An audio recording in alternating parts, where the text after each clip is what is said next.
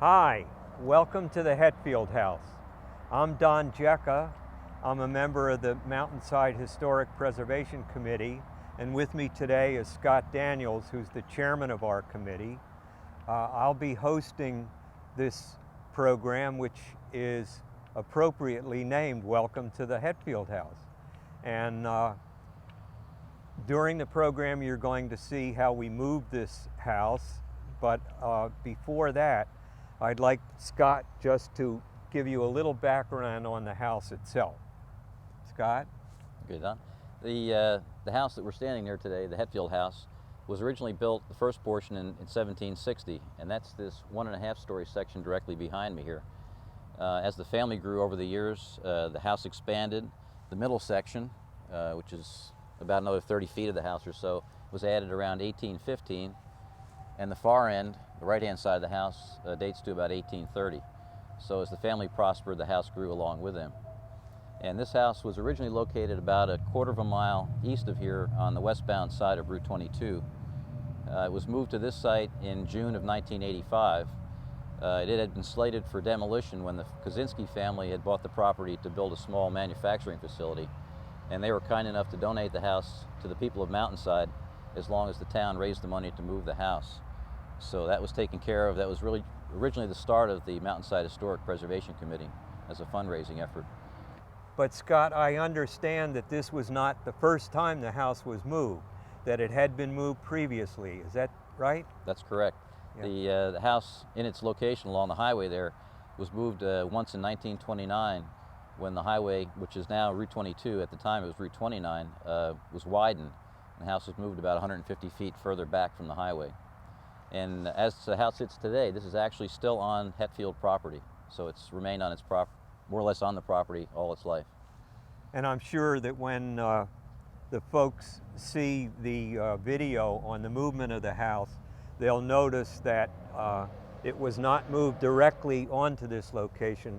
We had to move it behind the library and bring it over here. Mm-hmm. And that was because, I think, Scott, you explained. Yeah, they found the best route to get the house here was to come directly down the westbound lanes of Route 22. And because of the height of the house, they couldn't get underneath the pedestrian overpass. So they had to cut through the woods there just before the library and actually bring the house off the highway and through the wooded area into its present location. Very good. I think, Scott, you can tell us a little more about the outside of the house, and then we'll probably move inside. But I think, why don't we start with the millstone here? Sure. Okay. This nice granite millstone that's in front of us here was donated to the people of Mountainside by Rit Parkhurst and his family. The Parkhurst family owned a mill that was located in what is now Echo Lake Park back in the 17 and 1800 time period. And this is really all that remains of their mill facility. It was behind a house that was on the corner of Milltown Lane and the Park Road, which is now demolished. This is the last remaining part from the old family homestead. So this, at some point in the future, will have a brass plaque applied to it, thanking the Parkhurst family for their very generous donation. Right, we were certainly thankful that they gave it to us instead of to the county, mm-hmm. because it has so much attachment to this particular town. Yep. So that's good, yeah. I wanted to ask you if you had any records on how long the deacon owned this house. Andrew Hetfield was born in Elizabethtown in 1740 and built this first portion of the house in 1760. And the house remained with the Hetfield family or his descendants well up into the last century. And at a time back in the 20s and 30s, this served as a tea house for a while. A number of famous people have lived here. McKinley Cantor was one, that's correct. The author. Mm-hmm. Yeah. And the last people that lived in the house were the Rosencrantz family. They rented the house for a number of years and then purchased it in 1946. And it was run probably for about 30 years or so as an antique shop called the Dutch Oven Antiques. I think some of you may have even gone in there because it functioned as an antique until what year was it? Until 1984 when the house was sold. Until 1984, right. Yep. And so I think we have some information on the deacon's daughter, who I believe was a Clark. Her name was Sarah. She married into the Clark family. Into the Clark family. They're descendants of one of the signers of the Declaration of Independence, and she had 2 sons that we know of, but we sort of lost track of the rest of the family from there on out. With that as an introduction, I think we should move into the inside of the house.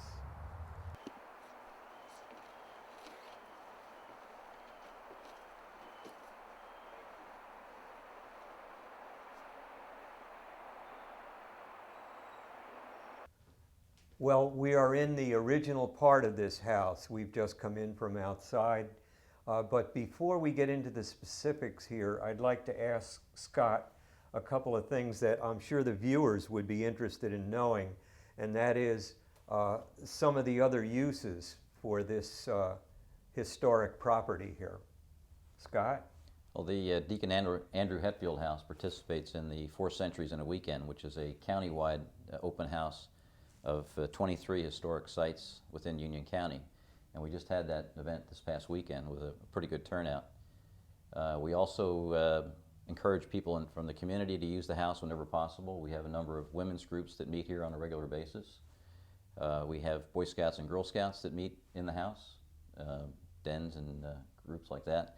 We've actually had a Girl Scout sleep over here in the past.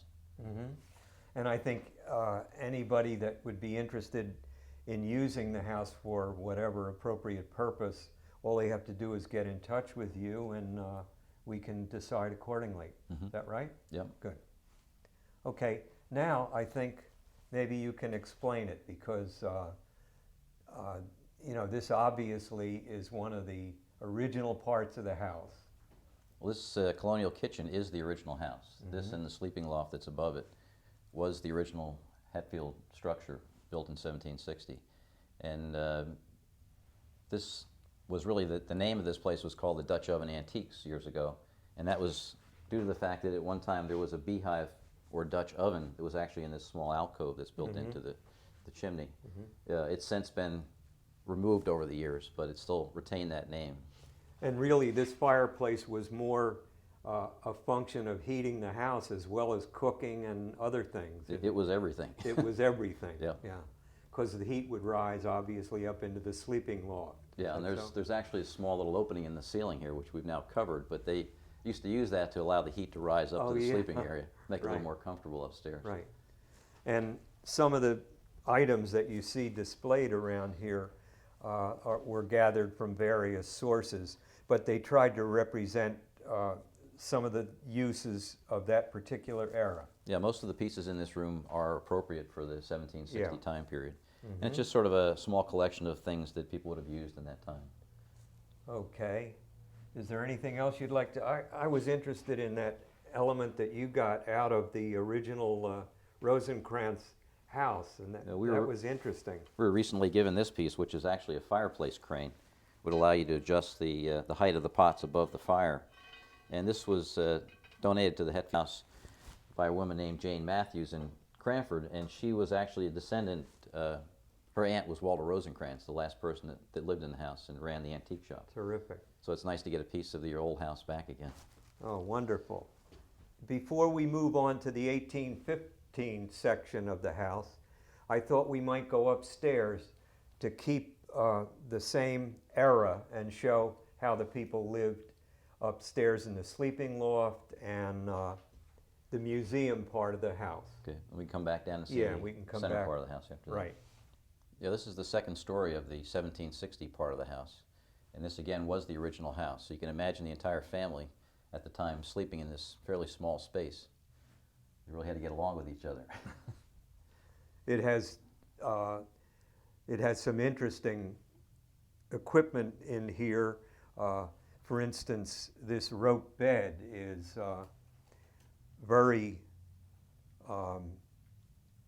familiar to that type of arrangement and to that era. You can see this bed came, when is it, Scott? It dates from about 1840, so it's a little newer than... It's a little newer, yeah. But you can see it's a rope bed And in order to tension the ropes, they didn't have any modern mattresses then, so you had to tension the ropes, and you used this particular tool, which is called a Spanish windlass. You can take it. It's a nautical term for a tool that you tension line with, and you can get it as tight as you want, and then you put a stick in it, and it keeps it nice and tight. But that's what that tool looks like. Over here, Scott, you might want to talk about this. The dress in the corner here on this mannequin is actually a wedding dress, and it was worn by Esther Payne, who was married to Theodore Hetfield in 1840 at the Presbyterian Church in Westfield. Which is still standing. Yes. Yeah. Right. And I believe she's actually buried in the cemetery there in Westfield. So there's a lot of history here. Okay, now we've moved to the center section of the house. This was put in around 1815. But before we get into the details, I wanted to ask Scott to discuss some of the ways that the committee promotes this historic venue. You know, the committee produces a newsletter that's published once or twice a year, and it covers happenings, things that are going on at the house, as well as history of the town of Mountainside. We also do press releases to the local papers on a regular basis, and we produce flyers from time to time throughout the year. Fine. Thank you, Scott. Now you can tell us a little bit more about this section. As Don mentioned, this portion of the house dates to about 1815. It's believed that the first two rooms here on the first floor were added at first, and then when the 1830 addition was added, the second floor was added to this portion of the house. And as you can see behind us here, we have another large fireplace. This house at one time had 5 fireplaces that worked and provided most of the heat in the house. And the bay windows, Scott, I think were an addition later on. Is that right? Yeah, it's believed that the 2 bays on the front of the house, which are not matching at all, were added sometime between 1840 and 1850. This room has a square bay, while the one that's in the Victorian portion of the house has a clipped corner bay. And in the current usage, these 2 rooms, the one behind us and this one here, are used mostly as meeting areas. Is that right? Yeah, although we do have a few pieces of furniture in this area, Yeah. they're primarily left open so we can set up Yeah. chairs and tables for various functions at the house. Now we're at the most recent part of the Hetfield house, and we want to point out to you some of the interesting elements in this particular room, which Scott will do right now. Scott? Okay. So this, as Don mentioned, is the newest part of the house. This room dates to about 1830, and we have it decorated as an early Victorian parlor. So we've got furnishings in here that are appropriate to that time period. Behind me here is a small piano called a pianoforte. Very nice, compact little piano, appropriate for the time in this room.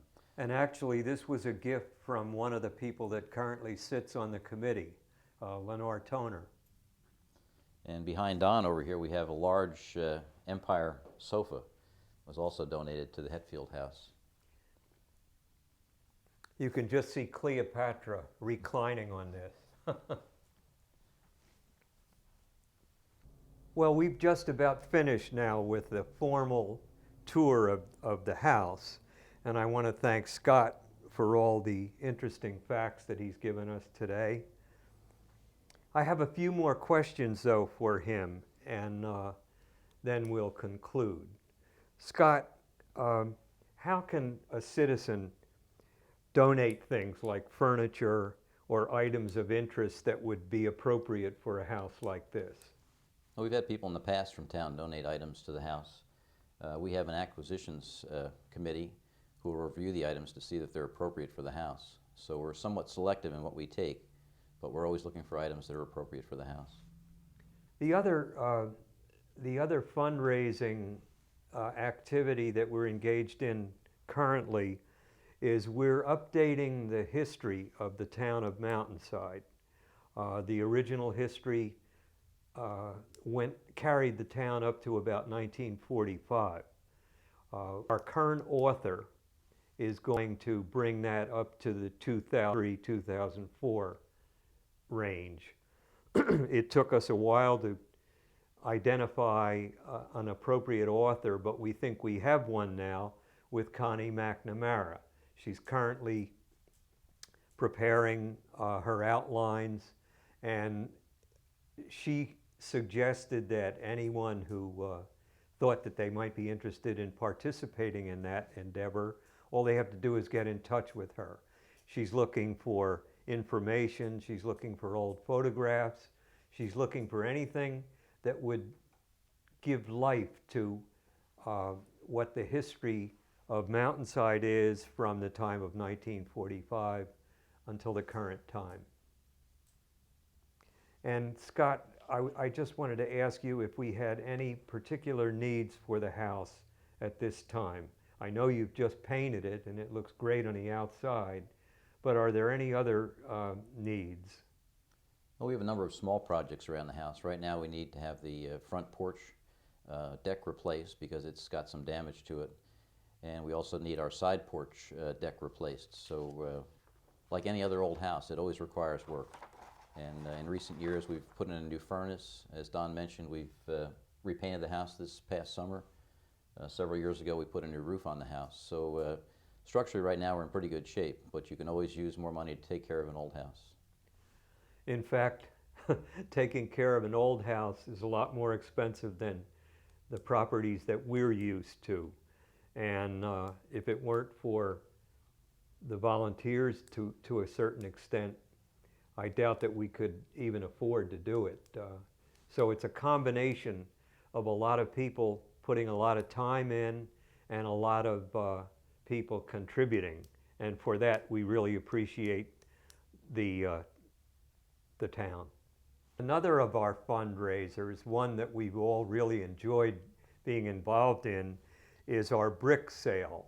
You probably noticed at the front of the house, the walkway is a nice design brick. In fact, I have one, I just happen to have one right here to show you. And each of you can get a brick like this put in this walk for $100 or so. And if you're interested, all you have to do is pick up one of the forms at the municipal hall, or get in touch with any of the committee members, and you too can be included, and you will be in perpetuity, as this house will, along the memorial walkway. And that's one of our favorite fundraisers. In closing, I'd like to invite you and your family to visit the Hetfield House during our open house dates, or on a special occasion we might be able to arrange a tour for you. Also, if you have any special ideas for future programs, just write to us, care of the Hetfield House, 1385 Route 22, 07092. And Scott, I'd like to thank you very much for your help, and we hope that all of you have enjoyed this step back into history. Goodbye for now. I'm your host, Don Jeka, and I hope you'll join us next time on Welcome to the Hetfield House.